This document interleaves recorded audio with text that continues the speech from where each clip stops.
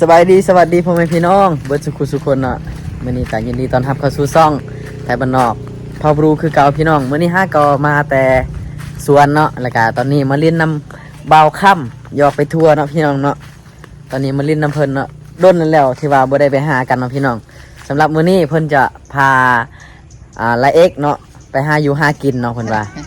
เพิ่นมีน้องปลาพี่น้องเนาะเดี๋ยวเฮามากินปลาอยู่น้องสระของเพิ่นมื้อนี้เนาะได้ละลาแซงได้ละสบายดีบ่าวคำเนาะวันนี้เพิ่นจะพาละเอกไปหากินปลาเนาะแม่นี่พี่น้องอันนี้คือน้องสระเพิ่นเนาะเพิ่นว่าปลาหลายเด้อพี่น้องปลาซิวหลายเนาะแม่นและปลาซิวแหละเนาะคันว่าปลาใหญ่บ่มีเด้อทุกคนมีแต่เบาลายทำน้องๆคนว่า บ่ปลาใหญ่เพิ่นว่าน้ำเอาไปหมดแล้วน้ำท่วมโอ้ช่วงนั้นก็ไปหลายเติบเด้แม่นบ่เอาเฮ็ดได้วันนี้อันนี้คือมองปลาซิวเนาะโอ้ยสำนี้ละชีวิตไทยบ้านเนาะหากินได้แต่สำนี้บ่มีหยังหลายแล้วมันบ่แม่นไทยบ้านแล้วเนาะทุกคนเนาะเสียจังได้เนาะวันนี้จับพี่น้องอันนี้คือมองปลาซิวเนาะผู้ใดบ่เคยเห็นมองปลาซิวก็สิแหละ สำหรับหากินคนประมาณเนาะนี่ให้แนะนำไปใส่หมองตัวนี้เลยทุกคนในตอนนู่น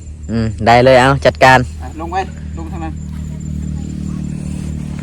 บ่เพิ่นต่อแค่นี่ฮะเพิ่นปกจังมึงยังไม่ได้เจ้าไปยับไปหาลาวก่อนทุกคนเอ้ากบเนาะโอ้กบโดดน้ำแล้วทุกคนหัวเอาหากินง่ายเนาะมื้อนี้เนาะบ่ต้องให้มันยุ่งมันยากเนาะขนาดถ้าปลาซิวก็ยังบ่ได้นี่ก็แล้วทุกคนถือว่าประมาณสุดๆแหละมากัน3คนเนาะมื้อนี้เนาะอันนี้ก็ผู้บ่าวเด้อพี่น้องก็หลายคนก็ทายแต่สาวลาวเนาะอันนี้ก็บ่าวลาวก็มีเนาะบ่าวลาวยังโสดเด้อทุกคนเด้อสำหรับสาวไทยถ้าเกิดว่าอยากคุยกับเราก็ทักมาได้ทุกคนเนาะเดี๋ยวจะเอาเฟซเอาไลน์ไปให้เนาะโอ้มันยุ่งแล้วนี่เป็นได้บัดนี้โอ้ยยุงคักแล้วเนาะเห็นเลยทุกคนถ่ายให้กูถ่ายตาเผ็ดหับนำมื่นวิวมื่นวิวเอาอีกนะจากสดหนึ่งผ่านเลยซองนะเอาไม้ก่อนทานแล้วดิสองดิผ่านแล้วบ่ทานแล้วเปิดแล้วได้แล้วตอนนี้เปิดแล้วคักแล้วอัพคลิปก็ได้เงินแล้วคลิปก็ได้เงินแล้วตอนนี้เนาะขังแน่มันผ่านน้ำเพลงรูมจักเนาะ70,000เนาะไปเลยเนาะผ่านน้ำคลิปเดียวแล้วผ่านน้ำคลิปเดียวทุกคนเนาะนี่แหละหากินมันวันนี้หากินง่ายๆเลยเขาแซ่น้ำประมาณจักชั่วโมงนี่สันคำจังสียามบอสชั่วโมงบ่เดี๋ยวจะน้อยชิมาตั้มแจวแซ่บๆสู้พี่น้องกินเนาะยังมานี่เนาะกินในวันโอ้ย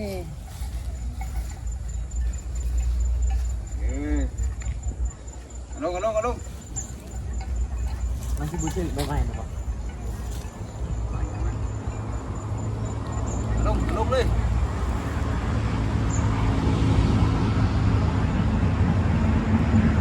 จบป่ะใบไม้ลายนะไม่ลายป่ะวันกันยก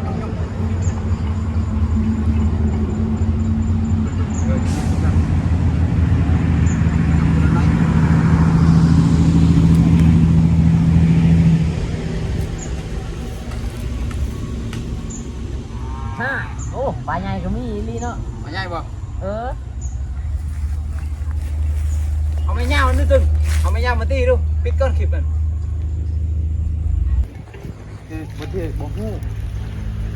เดี๋ยวยกก้อนสักหน่อยยกเลย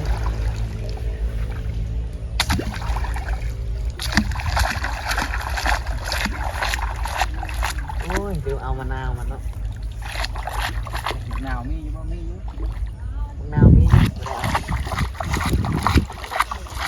วิธีหากินของสนเผาบรูนอ่ะยกเบิ้งอย่าพาโอเคยกเบิ้งก่อนตักยังจังเยอะบีตักยังเต็มเครื่องไปอยู่เด็ดคือบ่เนาะถึงแล้วตัวหนึ่งนี่โอ้ น่า นี่ต่อยังไงเหรอ โอ้ถือลายเลยด้วยนี่ เอ็ดรวงที่เจาะตรงม่วงที่จะไม่ โอ้คักเลยพี่น้องไปลุดเนี่ยหมวยนะต้นปะ ลึกๆ บ่แล้ว เอาที่ไหนเราที่ไหน ได้เยอะ ตาสิตาปืดตาปลาเต็ดกระไรได้หาเลย ตาได้ อันนี้ไง ถ่ายบอลคอนเลยถ่ายสบายดีบอลคอนสบายดีบอลคอน สบายดี โอ้ หากระตื่นนอน น่าจะตื่นนอนคน แมน ตื่นมาแต่ใส่มาแต่ส่วนบ่ มาแต่ขายกล้วยแล้วก็นอน ไข่กล้วยเนาะพี่น้องเนาะอันนี้เบาคอนชนบทเนาะอันนั้นเบาคำจะเอาไปทั่วเนาะทุกคนเนาะ ซอย มีในช่องยูทูบได้อยู่นี่เลย ชมชื่อว่าชนบทอะไรเนาะหน้าตา ใส่มองแบบไม่อยากลงน้ำเลย เฮ้ยอย่าเฮ็ดทึกไปไหม้ด้วย ทุกคนเนาะอันนี้ก็คือนางห้องแรปเปอร์ของชนเผ่าบรูเนาะทั้งพูดกันนางห้องแรปเปอร์ของชนเผ่าบรูพี่น้องวันนี้พวกแรปเปอร์หากินเนาะ แรปเปอร์ชนเผ่าหากินกดคันแรปเปอร์เมืองนอกนี่เขาจะไปเลาะแถวอันขับแถวยังเนาะเขาไปเที่ยวแถวปาร์ตี้พี่น้องแต่แรปเปอร์บรูนี่จะไปหากินปลาซิวเนาะทุกคนเนาะประมาณนั้นแหละ การลงน้ำเลย หาอยู่หากินง่ายมื้อนี้ยังอีกผู้หนึงแรปเปอร์เนาะยังบ่ทันมาเบาโก้ยเนาะเบาโก้ยนี่ติดต่อเราแล้วแต่ว่ายังบ่ทันมาเนาะสงสัยเรายังคาอยู่ในสังกัดเนาะเขาเจ้ายังบ่ทันปล่อยออกมา เป็นเลปเปอร์เป็นเลปเปอร์เลปเปอร์ การช่วงนี้ก็อยากให้ทุกคนมากำลังใจให้เบาโก้ยเนาะสองลาวถึกปิดการสร้างรายได้พี่น้องบ่ฮู้ว่าเพิ่นลงคลิปหยังกับบ่ฮู้เนาะถึกแดงแล้วก็ปิดช่องสร้างไปช่องเทื่อแล้วก็ปิดอีกอันนี้เพิ่นสร้างเทื่อที่3ชื่อช่องน่าจะประมาณวิธีชนบทลาวเนาะสำหรับผู้ใดที่อยากเบิ่งวิธีบ้านๆก็ไปเบิ่งช่องเบาโก้ยได้เด้อทุกคนเด้อ อยากเบิ่งสองวันบ้านก็มาชนอัพ คำว่าอยากเบิ่งบ้านๆกว่านั้นอีกกับพี่แหละทุกคน อายุหากินนี่แหละเนาะ ไม่ได้ซื้อได้จิตซองเลย แม่นที่ช่องเลยกะจังได้กะอยากให้ทุกคนฝากไปติดตามเราหน่อยเด้อเป็นกำลังใจให้เราเนี่ย โอ้แต่กูพูดขึ้นได้ นั่นเหรอกาจุกเปลี่ยน บ้านไม่ชูเห็นพืชยันนั่นตะพืชนี่ชวด ดับดึกกินตะกี้เหรอมันเดาเลย อันดับที่มันมีที่ไหน ซองเบาคำยอกไปทั่วกะ เราจะมีเพลงลงนะทุกคนเนาะแล้วก็หลักๆก็มีเพลงนี่แหละแล้วก็คลิปธรรมดาทั่วไปกับเราไปเลี้ยงงัวไปเห็นยังสมปิอยู่บ้านนี่แหละเนาะหลายอย่างกับคลิปเพิ่นกับหลายอย่างเนาะคลิปแนวตลกเนาะหลักๆกับประมาณนั้นแหละทุกคนเนาะสำหรับผู้ใดอยากไปเบิ่งกะเข้าไปชมได้พี่น้องนะแต่เบาคอนก็จะเป็นวิถีชีวิตเลยพี่น้องเนาะวิถีชีวิตของเรา อัพคลิปในไฮเปิดกับเอสด้วยป่ะ แก้ไขแล้วล่างบ้านเราสตูดิโอแหละตอนนี้คือเบาคำเลี้ยงเนาะซองเหล้าเปิดช่างรายได้แล้วเนาะผ่านกฎแล้วเพิ่นก็เลยพาไปกินปลาซิวอยู่หน้องสระข้างหลังทุกคน ล เนาะ อง สลองมื้อนี้สลองผ่านรายได้ซองแล้วเนาะผ่านกฎแล้วเนาะความหมายคือประมาณนั้นแหละดูให้กินเนาะเดี๋ยวจะหน่อยถือแท้ๆเราก็ตบโอเค อย่าเอ็ด ทุกคน ยกเล่น มายามนำกันเนาะวันนี้เนาะโว้คือคักใช่ปะ เยอะเลยเยอะแล้วก็ย่างๆเลยคือดับเลย ไปกันรถเลยตากัน ตา โอ้พอได้ก้อยแล้ววันนี้ตา โบโต นี่วู้พอแล้ว แย่เนี่ยเลยเอาชอบนี่เลย ไปได้ เอากีตาร์ได้ ไม่กี่ชอบแบบ เอาไม่ตั้งไม่กด พอดเลย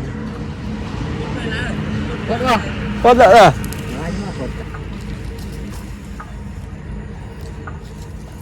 อันเตอร์ตีจะกดชอบเลยเหรอมา มาchỗ này là chơi là về chỗ này ta là mới port tem mày kì port tem mày thế là gì rồi ตาตื่นบอล เอาตัวอะไร à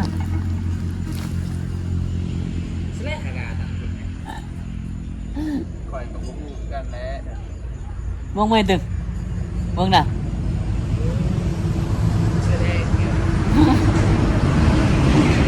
giờ bây giờ nguồn này tới mới lại cái vẫn 50 này kìa 60 บ่อย่าจ้างไปช่วยทางปลาซิวมากระบากแต่บินเถอะ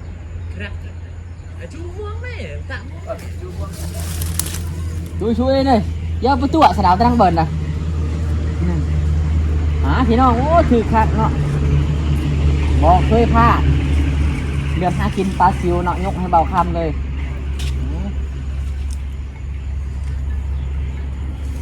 ลายอยู่ ลายพอได้กินเอาอีกกระหอบนี่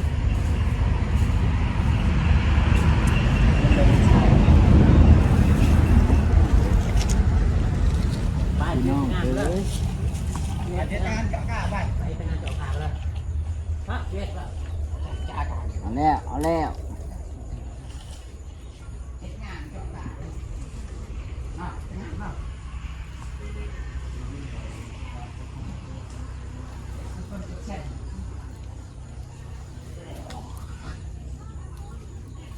ลายอยู่ป่ะ ลา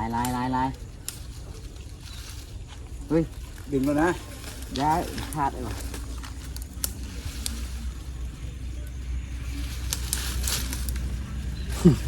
เอาพี่น้องคักพอได้ก้อยเนาะนี่ผู้ดีก้อยเลย สุดยอดเลยมีนี่ไปมื้อนี้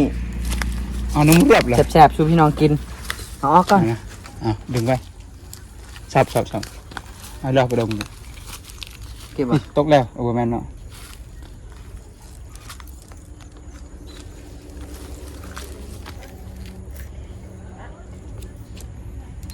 นี่หากินง่ายๆเนาะมื้อนี้จัดจะง่ายเด้อ กินป้าพี่น้องกินป้า เกินไปติดแดงกันมันดังมาแล้วเรา จะเอฟเฟกต์จากของแล้ว เอฟเฟกต์กี่ห้องหน้าต่างต้นเจาะนะฮะ งานก็เยอะนะตัว แบบไปคลิปให้ตำรวจเจ้ามาให้ตาเอาเจ้าเมื่อยตาแท่งกันเลยเราต้องเอาในชนวนนะกดตะไมชนวนกัดทางยูทูบ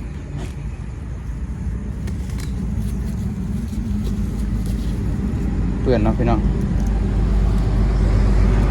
จะเสียงกับเอฟเฟกต์หรือเสียงตลกบ่เสียงจับ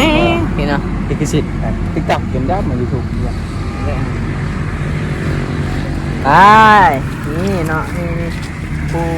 มีปูมีหมอมาแล้วจัด เอาแห่ยง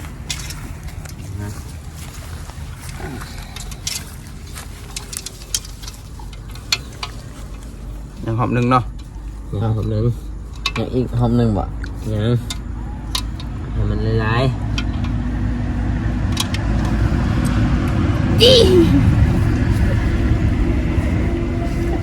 บอกเขาจัดแล้วไปแล้ว อย่ายอมนี่หน่อยเลยติดแดง ไม่ได้มา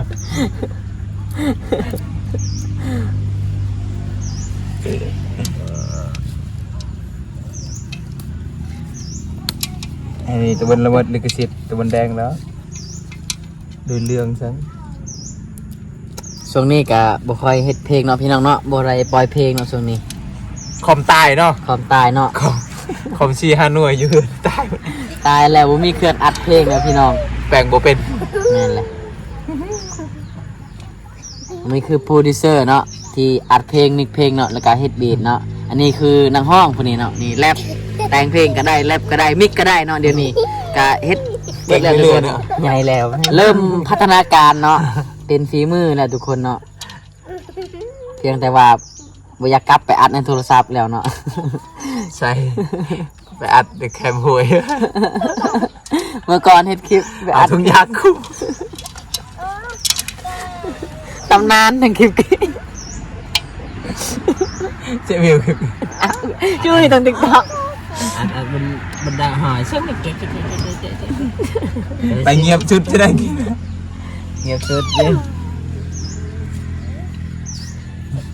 โอ้ติดหลังอีกบ่โดนพี่น้องเดี๋ยวมีเพลงใหม่แน่นอน มีเพลงใหม่แน่นอน อีกบ่โดนเนาะเพลงมีตลอดนะแต่ว่าบ่ได้อัดบ่ได้ปล่อยซื่อๆพี่น้องเนาะเพียงแต่ว่ามีบีทแล้วก็มีมองอัดตอนนี้คือทีมงานนี่เฮ็ดได้หมดเนาะอัดได้ทุกชั่วโมงเลย อย่าจ้างก็คือ10 เหรียญ เห็นป่ะ จ้างดนตรี AI ก็โอเคเดือน10 เหรียญเวอร์ชัน4 200,000 กระดังบ่ อ๋อก็ตะบีลูกทุ่งลูกเตะได้ เลิกกันทับตะละเพลงน่ะไม้กระดังล่ะ กี่ยาวยกเจาะเวลาอะไรอะไรถ่ายคลิปเลยแกถ่ายคลิปไปทำให้ดนตรีเด้อกี่ คนโอ้ถือคักถือแน่ดีเนาะปลาซิวจะแม่นถือง่ายดีพี่น้องเนาะนี่ง่ายๆเลยเนาะบัดนี้ สลองช่อง YouTube ผ่านเนาะสลองกินปลาซิวตอนนี้คือเบาคอนวิธีชนบทเนาะเบาคอนชนบทสิกอยปลาซิวเนาะพี่น้องเนาะ แมน มาสลองอยู่เฮือนเบาคำแหละพี่น้อง แมน โอ้นี่คกนี่หายากเลยคกนี่พี่น้องฟ้าดโดนแล้วเนาะที่ว่าละเอ็กบ่ได้เห็นคกแบบนี้เนาะเอามาตั้งอยู่นอกพี่น้องนี่พี่น้องอันนี้เป็นคกไม่ดูบ่เลยว่าไม่ยังใบ ประ เบา มาณ คอ นั้น นแหละมันน่าจะไปดูแหละ ไม่ดูเนาะใส่มาหลายปีแล้วบ่คกนี่ โอ้หลายปีแล้วแต่บางคนยังไม่ได้เกิดอยู่เลย อันนี้นะ เออ โอ้พี่น้อง ที่นี่นะจอยเลยนี่เห็นบอก อ๋ออันนี้บ่แม่นมาพร้อมกันเลยบ่นี่ นำกันเลย มาพร้อมกันเลย เพราะว่าเขาตำสำเร็จแล้วเขาจะเคาะอันนี้ได้ให้มันล่นได้เห็น โอ้ บอกเถื่อมันจอย คือเวลาตำแล้วเขาก็จะเคาะจังซี่เนาะ แมน โอ้แล้ว ให้มันล่นได้ ให้เกลือเป็นนัวมันก็ล้นใส่ แม่น โคกเนาะ เคาะมักเพชรติดนี่แหละเขาก็เคาะ อ๋อ เคาะ เป็น ซื้อๆได้เห็นบ่ยังจอยสำนี้ล่นสำได้เดี๋ยว โอ้โคกนี่ตั้งแต่บาคอนยังบ่เกิดเนาะ แมน ปาดพี่น้อง คันซื้อคุกตลาดในแตกไรหน่วยแล้ว เพราะว่าบาคอนมักตำแห้งเนาะ ตำจอยนี่มัน ทักคณะเลยโคกเพิ่นเนาะนี่ลาเอ็กฮะก็เห็นเนาะก็เห็นอยู่แต่เก่าเนาะแต่ว่าช่วงนี้ก็บ่ค่อยได้เห็นแล้วเพราะว่าซุมื้อนี้เขาเจ้าก็ใส่คกคกตลาดแล้วสากก็เป็นสากแต่ตลาดเนาะเขาเจ้าเห็นเนาะ แมน พวกดินนั่นแหละ ดินปั่นดินจี้นั่นแหละเขาเห็ดนะพี่น้องอันนี้เป็นโคกไม้แล้วก็คากเลยเอาจะชี้ตามโลดนี่ยังมีแหงตามทำใดก็ตามโลด ยันเต็มเมื่อยแหละ นี่เห็นบ่นี่ติดเอาดีเด้นี่ติดขอบเด้ อ๋อตอนนี้มันก็เลยกลายเป็นมันจอยเลยวันนี้เนาะ บนเคาะ ตำนานนลีบาทนี่ นาวหมักนาว ง่ายๆเลยเนาะสูตรเพิ่นเห็ดพี่น้อง ใส่หมักเป็ดก่อนนะเคยทรายอยู่เดี๋ยว น้ำมากิน เด็ดสุดๆก็คือคกกับสากนี่แหละพี่น้องเอ้ยเนาะ ที่สุดเลย ตอนนี้เพิ่นกำลังเฮียนแต่งกินเนาะพี่น้องเนาะ มาเรียนแล้วแต่งเลยแล้ว เพราะว่าไวๆนี่เพิ่นสิเอาเมียเลยได้พี่น้องเนาะเพิ่นสิเฮ็ดกินชูเมียเพิ่นกินวันนี้ ปกติเราจะบ่ค่อยได้เฮ็ดปานใด มาวันนี้เฮ็ดเราแต่งอยู่ครัวกินแล้วบัดนี้นี่แหละเนาะขึ้นมาเฮือนของชนเผ่าบรูเฮากันตั้งไฟก็อยู่ในเฮือนจังซี่เลยได้พี่น้องเนาะนี่แบบนี้เลยเตาไฟเนาะนี่ นี่คือเหตุผลยังเอาจังผิวเอาจังบลอเนาะเอาจังดังถึกควันไฟตลอดเนาะ แม่นแหละนี่สังเกตเบิ่งเลยเนาะบ่ต้อง บ่ต้องคิดให้มันยากเนาะนี่ เวลาเฮ็ดกินก็จังซี่เลยเนาะ โจมไปนางไปคุณหนวดไปเด้อตัวยาถ่ายรูปเหมือนเพื่อน ทุกคนแล้วเนาะวันนี้เนาะเต้อ มันก็เฮ็ดบ่แต่จบมา ใส่ธรรมดาก็ได้ใส่เผ็ดก็ได้โคกเพิ่นนี่ยังใส่อีกได้หลายปีเลยทุกคนเนาะ ลายทศวรรษซะ หลายศตวรรษเลยเนาะยาวเลยพี่น้องเนาะซุมื้อนี่แต่ละเฮือนนี่ก็บ่ค่อยได้มีได้บ่ค่อยได้ใช้แล้วหายากคือกันในบัดนี้ มือหน้าสิไปคูดให้มันขาวๆก่อน เขาก็สิว่าโคกใหม่ตลอดเนาะอันที่จริงโคกเก่าแล้ว คุกไม้คุกไม้อยู่ โคกใหม่นะ คุกไม้คุกไม้ โคกใหม่คนละใหม่เนาะ บ่เคยเฮ็ดกินนี่เฮ็ดกินให้เบาล่านี่เฮ็ดกินให้เบาเท่าเป็นนอกนี่เบาเท่าเป็นนอก เบาเท้า ไอ้สัตว์คุณคอยพูดก็ได้ โอ้เทเลบัตจิเลยลืมสุกแล้วโอเคเดี๋ยวได้ไหม ได้เลยเนาะ เมนูเราไม่ได้ซับซ้อนเนาะ ใส่ ใส่กระเทียมใส่น้ำมันส้มใส่เผ็ดขั่วเผ็ด ง่ายๆเลย เคี่ยวแล้วสูตรลักสูตรเด็ดๆก็คือสูตรที่ขาดอะไรคือปิ้งนัวกับเกลือ2อย่างไงเนาะเค็มๆนัวๆ น้ำไม้ส้มดิ น้ำมันส้มกับของเข้มมันอยู่ในน้ำมันส้มมาแล้วอ่ะทุกคนตอนนี้บาวคอนเฮ็ดก้อยปลาซิวแล้วละเด้อพี่น้องเนาะอันนี้คือก้อยปลาซิวเนาะอันนี้แม่นแกงเนาะใส่หน่อไม้ส้มพี่น้องอันนี้แม่นหนูใส่กับบอดเนาะสีแหละของกินของชนเผ่าบรูเนาะบาวคอนชนบทเนาะพี่น้องเนาะมาเด้อพี่น้องเอ้ยนี่ โดนบ่ได้พอกันเนาะมาลิ้นนำกันมื้อนี้มากินข้าวเพิ่นๆเนาะพี่น้องเนาะ และจำบาวให้มันออกชื่อมากพี่น้อง นี่ จอก มาแหละวันนี้ ผมเมาบ่เมื่อเลย อ๋อบูมยาวที่พี่น้อง กันยาวเนาะแดกแก้วน้องไปช่วยเนี่ยบ่แย่ช่วยไป ทุกคนเนาะนี่แหละ เพิ่นบอกว่าไทยบ้านนอกหรือว่าไรเอ็กเนาะซองเฮาแมนทานเด้อเพิ่นว่ามากินปลาซิวแน่พุ่นน่ะเฮาสิเลี้ยงมื้อนี้สลองเพิ่นว่าสลองซองเฮาผ่านแล้ว คนอื่นไปฮอดเดือนฮอดดาวแล้วเอากำลังย่างเนาะ เพิ่นว่ามากินปลาซิวน้ำเฮาแน่เฮาสลอง2ผ่านเนาะก็เลยว่ามาลิ้นน้ำเพิ่นมื้อนี้เนาะแล้วก็มื้อนี้ก็บ่คอนก็บ่ได้ออกไปไสปกติเราก็ออกไปเฮ็ดเวียกเฮ็ดงานพี่น้องก็บ่ค่อยได้พอกันเนาะดนๆเทื่อพี่น้องมาพี่น้องกินข้าวนํกันเนาะมื้อนี้เนาะ กินปลาดิบเนาะ สุดน้องมื้อนี้เนาะโอ้ นี่ของแก้มของจำหมู่บ้านเนาะ ใช่ให้ ฮะ ใช่ให้จับกองให้ เพิ่นจับกล้องให้เอง จอกนี่โอ้ยจอกนี่ล้างเลยจอกบ่ได้ล้างเนาะ คือเอาเบานำล่างเลย สุดยอดเนาะก็คือก้อยปลาซิวเลยแหละปลาพี่น้องเลยเนาะได้กินได้กินได้ถึกอยู่บ่จานเกลือคอนชนบทบ่เคยผ่านเวลาเราเฮ็ดซอยป้าเนี่ยบ่ให้เราเลยพี่น้องอันนี้เดือด มื้อหน้าสิชื่อปลานิ่นให้ซอยกินเด้อ เอาไว้ ซื้อประกวดมากินเบิ้งว่าแซ่บหรือเปล่าเราไปกินแซ่บ อัน อยู่ นี้ บ่ คือบอลนินเนาะว่าพี่น้องพังไทยเคยกินบ่พี่น้องก็คือใบบอลแหละแต่ว่าเขาเอามาลามเอามาตากแดดแล้วก็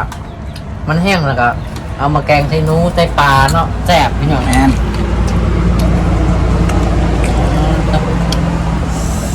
สุดๆเลย ยามนี้อยากได้กระสูบด้วยเนาะ ที่ซูปน้ำผักวะ แม่น อืม เย็ดเลยนะสายเอาเปิดตำรับรถเนาะ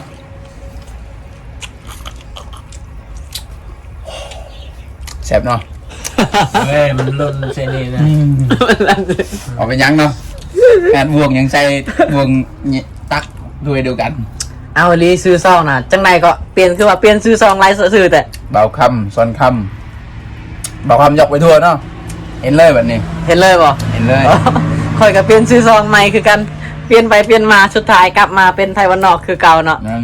แต่เป็นไปเป็นมาทายกไปทั่วคือเรา เขาก็เปลี่ยนแล้ว แต่ก่อนแมน คิจี้ เคจีมาวันนี้ บันนี้มัน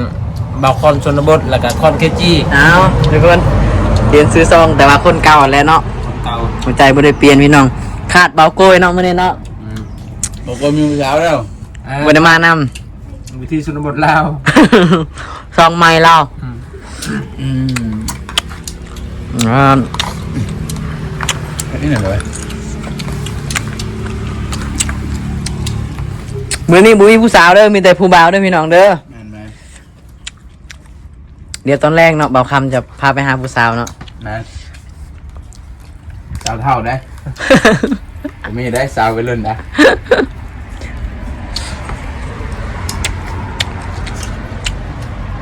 กินเด้อกิน โอ้ยพี่น้องพากับเว้านินทาบ่าววิธีชนบทเนาะวันนี้ก็มาฮอดเลยพี่น้องเลย เช่นนี้ มา นางไรอ่ะ อืม ก็ต้องมาห่างๆกับมานั่งเบิ้มดุนอย่าดุนอย่างเปิดงานเลย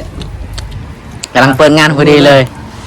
มา กูย้อนแต่เก่าอ่ะแต่วันหัน จ้าเนาะ จ้าเด้อ โอ้อันนี้คือหนูเบาคำเนาะ หนู แล้ว ก้อนเนาะ บ่ค่อนบ่ แม่ทำอะไรจากกู ประมาณ ผมท มา ดูบ่ายสิบ่ ำไปหาผู้สาวแล้วแบบ หา นี้ ผู้สาวบ่ เราแล้วนะกับผู้สาวได้บุญสงเหือหัน แม่นบ่โอ้ แต่เราว่าคอยส่วนเราไปก่อนเนอะฮูแบบนี้ ให้เราส่วนไปสงเหือนำผู้สาว เนาะ แม่คอยบูว่าเรามีผู้สาว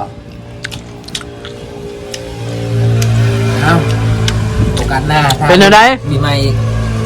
ซ่องเดี๋ยวนี้เป็นจังไดคือว่าเปลี่ยนช่องใหม่ตลอดเลย เป็นแล้ว อะ ช่องนั้นช่องยังเลยนี่วิธีบ่ วิถีชีวิตชนบทลาว โอ้เปลี่ยนชื่อวิถีชีวิตชนบทลาวเอง เพราะว่าซองเก่าน่ะปิวแล้วบ่มีแล้ว บ่ขอยเห็นซองเบาโกยน่ะถึกแบนเนาะมาวันนี้เห็นซองที่ซองชนบทลาวเอาไปใส่ละซองตอนนั้น ทึกแบนอีกแล้ว เอ้า คือแบนคักแบนแน่เลยวะ ชนบทลาวทึกแบนก็เลยเปิดเป็นวิถีชีวิตทึกแหละวิถีชีวิตชนบทลาวอีกบัดนี้ เอาลงคลิปยังคือแบนบัดนี้ เอ้า โอ้คือแบนคักแต่ว่า กูแม่นซองเก่าหันโนดยาวก็ลงซองใหม่นี่ก็โนดยาวไปจัก มันเห็นแต่ตัวเก่าเลยแต่โนดเก่าอะแน่นแล้วเว้ย โอ้บักกันนี่ ยังดื้อเนาะแน่นแล้วก็ยังมาสร้างซองใหม่อีกแบนมอดทิศบ่ดื้อกันแท้วันนี้แบนต่อแล้วนะ ประมาณ2 มือ 3 มือนี่มันแบน แม่น เอาจังไดกับเป็นกำลังใจให้เบาโกยเนาะ กินนำกัน จังไดก็ฝากไปเป็นกำลังใจให้เบาโกยคือเก่าเด้อพี่น้องเด้อ วิธีวิธีไม่ยังก็ วิถีชีวิตชนบทลาว วิธีชีวิตชนบทลาวเนาะ ครบหมดเลยนะ เดี๋ยวขึ้นให้เดี๋ยวขึ้นให้ คุณตามหากันใน24คนบ่ เปิดตามเท่าไหร่ 24คนแล้ว 24 คนแล้วโอ้ 24คน แฟนตัวยงเด้เฉพาะใน24 คนเนาะ24 คนเนาะ เอ้ย25ทั้งเฮาเลยเฮายังบ่ได้กดติดตามเลยกดช่องเก้าพันคิดว่าติดตามแล้ว ติดตามแล้วเดี๋ยวปิ้วแล้ว ปีอีกแล้วจังหน่อยสิติดตามกลับมา จ้ามาเจ้าเอ้ยฮะ ว้าย เริ่มไหม แต่ละ บ่ยากดอก เราเอง ถ้าเนื้อหาดีคอนเทนต์ดีมันก็กลับมาคือเก่าล่ะ จ้าเดี๋ยวขึ้นมาเสร็จเอาไปเลยจ้ะเดี๋ยวงงเลย บ่าวกูเฮ็ดเนื้อหาดีๆคอนเทนต์ดีๆก็กลับมาคือเก่าแหละเชื่อเลยว่า ต้องมาคือเก่า FC อยากให้เฮ็ดแบบใดคอมเมนต์มาเนาะเดี๋ยวสิไปเฮ็ดให้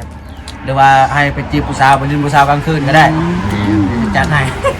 เฮ็ดเลยเนาะ ไปนำคันไปกลางคืนเลยไปนำ